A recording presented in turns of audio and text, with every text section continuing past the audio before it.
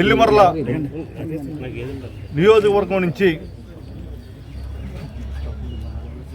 MLA అభ్యర్థిగా శ్రీ జగన్మోహన్ రెడ్డి గారు వైఎస్ఆర్సీపీ అభ్యర్థిగా నాకు రెండో పర్యాయం ఈ ప్రాంతం నుంచి ఖరారు చేయడం జరిగింది. ముందుగా వారికి మా ప్రాంతంలో ఉన్నటువంటి అన్ని వర్గాలు అన్ని స్థాయి లీడర్ నుంచి నా కుటుంబ సభ్యుల నుంచి వారికి ధన్యవాదాలు తెలియజేస్తున్నాను. 2019లో మరి వారికి మాకు టికెట్ ఇవ్వడం, 2019లో పెద్ద ఎత్తున దివంగత నేత సాంబశివరాజు గారు కానీ, గౌరవనీయులు రఘుబాబు గారు కానీ, మా ఎమ్మెల్సీ గారు కానీ, అలాగే పతివాడ అప్పలనాయుడు గారు కానీ, 4 మండలాలు ఉన్నటువంటి పార్టీ ప్రెసిడెంట్లు కానీ అందరూ కూడా కార్యకర్తలు అందరూ కూడా పెద్ద ఎత్తున ఈ జిల్లాలో ఎవరికి రానటువంటి మెజార్టీని నాకు అత్యధికంగా ఇచ్చి గెలిపించారు. మరి గడిచినటువంటి 5 సంవత్సరాల్లో ప్రజా సంకల్ప యాత్ర చేసి జగన్మోహన్ రెడ్డి గారు పాదయాత్రలో ఏదైతే హామీ ఇచ్చారో అన్ని హామీలు కూడా 100% కూడా అన్నీ పూర్తి చేసి పాటు ప్రయాణంగా సర్పంచులుగా ఎంపీటీసీలుగా ఉన్నటువంటి అనేక మంది మా స్నేహితులు కానీ మా బంధువర్గం కానీ తెలుగుదేశం పార్టీలో ఉన్నటువంటి ఎంపీపీసీ చేసి జడ్పీటీసీ చేసి సీనియర్ నాయకులుగా ఉన్నారు. వాళ్ళందరికి కూడా తెలుగుదేశం అన్యాయం చేసిందని చెప్పి సందర్భంగా మనవి చేస్తున్నాను. చేసి ఇక్కడ ఉన్నటువంటి టికెట్ని జనసేన మరి డబ్బులు కమ్ముకుంది. ఎన్ఆర్ఐ అనే క్యాండిడేట్ని ఎవరినో తీసుకొచ్చింది. ఆవిడ స్థానికురాలు కాదు.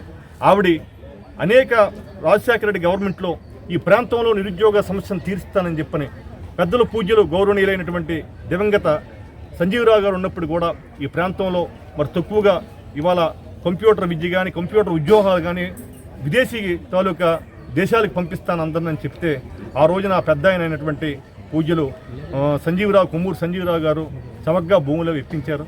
ఇప్పించిన తర్వాత ఇంకా చాలలేదని చెప్పని ఆ రోజు బొత్స సత్యనారాయణ గారిని, దివంగత నేత అయినటువంటి నేదురుమల్లి జనార్దన్ రెడ్డి గారు ఎంపీ గారిని, రాజశేఖర రెడ్డి గారి దగ్గరికి వెళ్తే ఆ రోజు ప్రభుత్వ భూములన్నీ కూడా చవకగా ఇప్పించారు. ఇవాళ వందలాది ఎకరాలు ఇవాళ 3 కోట్ల 4 కోట్ల రూపాయల ఎకరాలు అయిపోయింది. ఆ రోజున కూడా అన్ని చేసినప్పుడు కూడా 2009 వచ్చినప్పటికీ వాళ్ళ స్వభావం చూపించారు. బ్యాక్గ్రౌండ్ ఉండి పీఆర్పీకి సపోర్ట్ చేశారు. 2019 వచ్చినప్పటికీ జనసేన అభ్యర్థిగా పోటీ చేస్తే 7,200 ఓట్లు పడ్డాయి. ఇవాళ 2024 వచ్చినప్పుడు జనసేన అభ్యర్థిగా అయింది.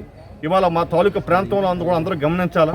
భోగాపురంలో ఉన్నటువంటి భోగాపురం ఆ మిరాకిల్ పరిసర ప్రాంతాల్లో ఉన్న వాళ్ళందరికీ కూడా తెలుసు ఏమిటంటే వీళ్ళు ఎంత నైవంచకం చేశారు. బలవంతంగా భూములు తీసుకొని ఉద్యోగాలు లేక లేబర్ చేసిన పనికి కూలి లేక ఎన్నో ఇబ్బందులు పెట్టారని చెప్పినటువంటి సంగతి భోగాపురం మండలంలో అందరికీ తెలుసు.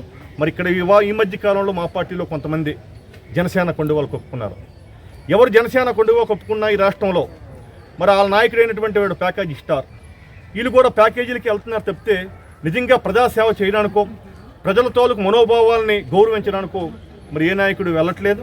మరి ఇవన్నీ కూడా మీరు గమనించాలా. గమనించి మరి సరైనటువంటి నిర్ణయం తీసుకొని ఏ ముఖ్యమంత్రి వచ్చిన తర్వాత